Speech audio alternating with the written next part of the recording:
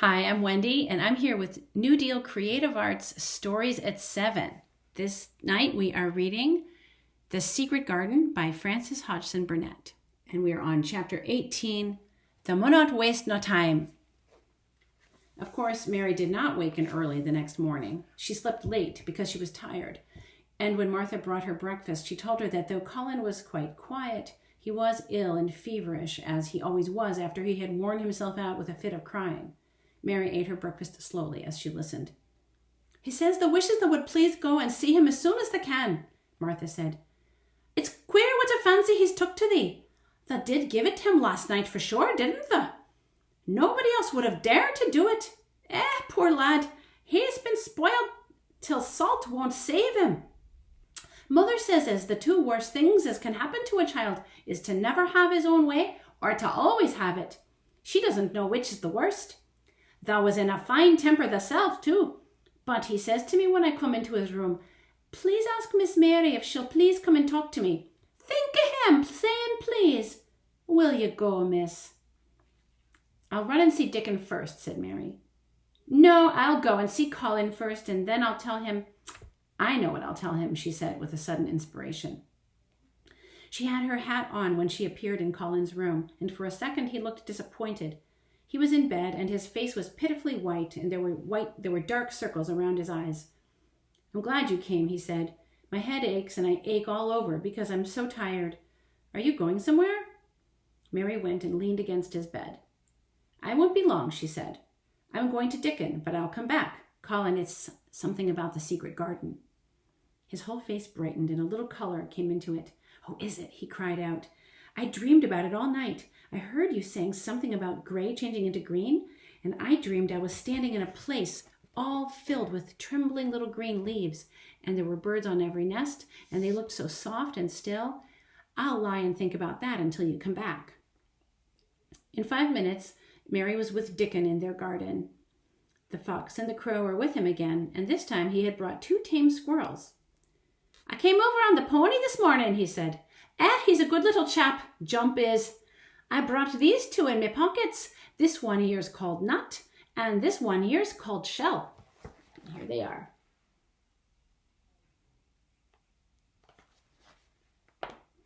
When he said Nut, one squirrel leaped onto his right shoulder, and when he said Shell, the other one leaped onto his left shoulder. When they sat down on the grass with Captain curled at their feet, Soot solemnly listening on a tree, and Nut and Shell nosing about close to them, it seemed to Mary that it would be scarcely bearable to leave such delightfulness. But when she began to tell her story, somehow the look in Dickon's funny face gradually changed her mind. She could see he felt sorrier for Colin than she did. He looked up at the sky and all about him. "Just listen to them birds. The world seems full of 'em, all whistling and piping. Look at 'em darting about and hearken at 'em calling to each other. Come springtime, seems like as if all the world's calling. The leaves is uncurling so you can see 'em. And my word, the nice smells there is about," sniffing with his happy turned-up nose. "And that poor lad, lying shut up and seeing so little that he gets to thinking of things that set him screaming. We mun get him out here. We mun get him watching and listening and sniffing up the air and get him just soaked through with sunshine. And we munna lose no time about it." When he was very much interested, he often spoke in broad Yorkshire, though at other times he tried to modify his dialect so that Mary could better understand. But she loved his broad Yorkshire and had in fact been trying to learn to speak it herself. So she spoke a little bit in Yorkshire now. "Aye, that we mun," she said, which means, "Yes, indeed we must." "I'll tell thee what us'll do first," she proceeded, and Dickon grinned, because when Mary tried to twist her tongue into speaking Yorkshire, it amused him very much. She went on, "He's took a greatly fancy to thee. He wants to see thee, and he wants to see Soot and Captain. When I go back to the house to talk to him, I'll ax him if they can come and see him tomorrow morning, and bring the creatures with thee. And then, in a bit, when there's more leaves out and happen a bud or 2, we'll get him to come out, and they'll push him in his chair, and we'll bring him here and show him everything." When she stopped, she was quite proud of herself. She had never made such a long speech in Yorkshire before, and she had remembered very well. "They mun talk a bit of Yorkshire like that to Mr. Colin," Dickon chuckled. "They'll make him laugh, and there's naught as good for ill folk as laughing is. Mother says she believes as half an hour laugh every morning 'ud cure a chap as was making ready for typhus fever. I'm going to talk Yorkshire to him this very day, said Mary. The garden had reached the time when every day and every night it seemed as if magicians were passing through it, drawing loveliness out of the earth and the boughs with wands. It was hard to go away and leave it all, particularly as Nut had actually crept onto her dress, and Shell had scrambled down the trunk of the apple tree they sat under and stayed there looking at her with inquiring eyes.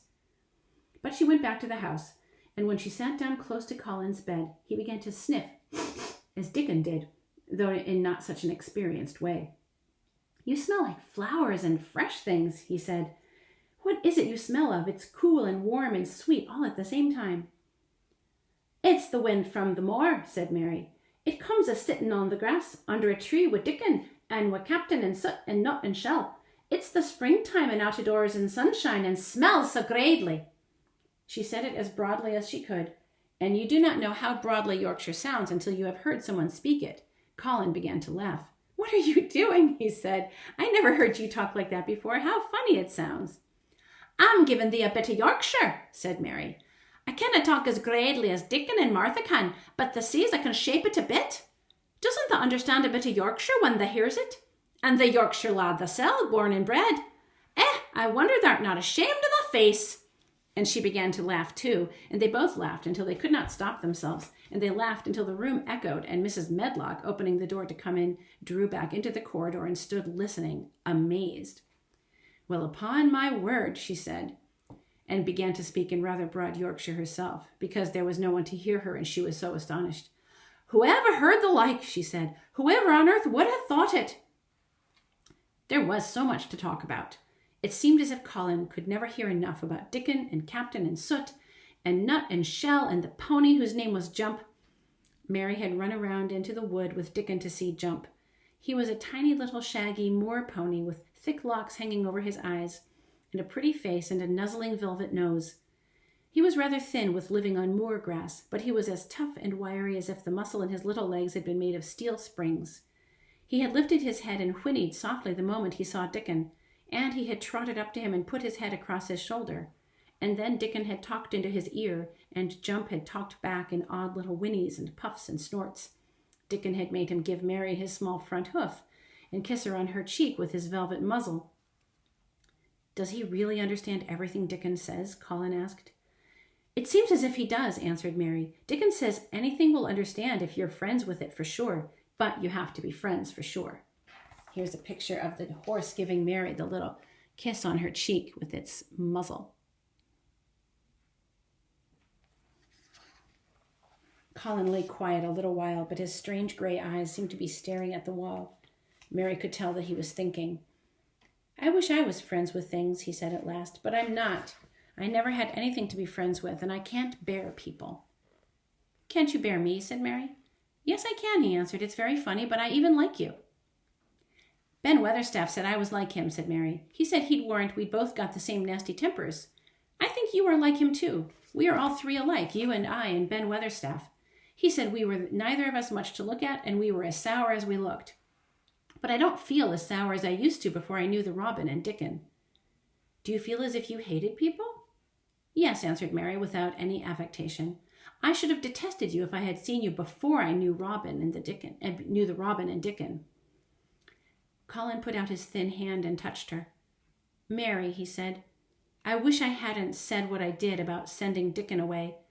I hated you when you said he was like an angel, and I laughed at you, but perhaps he is. Well, it was rather funny of me to say it, she admitted, because his nose does turn up, and he has a big wide mouth, and his clothes have patches all over them, and he talks in broad Yorkshire, but if an angel did come to Yorkshire and live on the moor, if there was a Yorkshire angel, I believe he'd understand the green things and know how to make them grow, and he would know how to talk to the wild creatures as Dickon does, and they'd know he was friends for sure. I shouldn't mind Dickon looking at me, said Colin. I want to see him. I'm glad you said that, said Mary, because quite suddenly it came into her mind that this was the minute to tell him. Colin knew that something new was coming. Because what? He said eagerly. Mary was so anxious that she got up from her stool and came to him and caught hold of both of his hands. Can I trust you? Dickon said that birds trust him. Can I trust you? For sure, she implored. Her face was so solemn he almost whispered his answer. Yes. Well, Dickon will come to see you tomorrow morning, and he'll bring his creatures with him. Colin cried out in delight. But that's not all, Mary went on, almost pale with excitement. The rest is better. There is a door into the garden. I found it. It is under the ivy on the wall. If he had been a strong, healthy boy, Colin would have probably shouted, Hooray! But he was weak and rather hysterical. His eyes grew bigger and bigger, and he gasped for breath. Oh, Mary, he cried out. Shall I see it? Shall I get into it? Shall I live to get into it? And he clutched her hand and dragged her towards him. Of course you'll see it, snapped Mary. Of course you'll live to get into it. Don't be silly. And she was so unhysterical and natural and childish that she brought him right to his senses, and he began to laugh at himself. And a few minutes afterwards, she was sitting on her stool again, telling him not what she imagined the secret garden to be like, but what it really was, and Colin's aches and tiredness were forgotten, and he was listening enraptured. It is just what you thought it would be, he said at last. It sounds just as if you really had seen it. You know, I said that when you first told me. Mary hesitated a minute and then boldly spoke the truth. I had seen it, and I had been in, she said. I found the key and got in weeks ago, but I daren't tell you until I knew I could trust you for sure. And that is the end of chapter 18.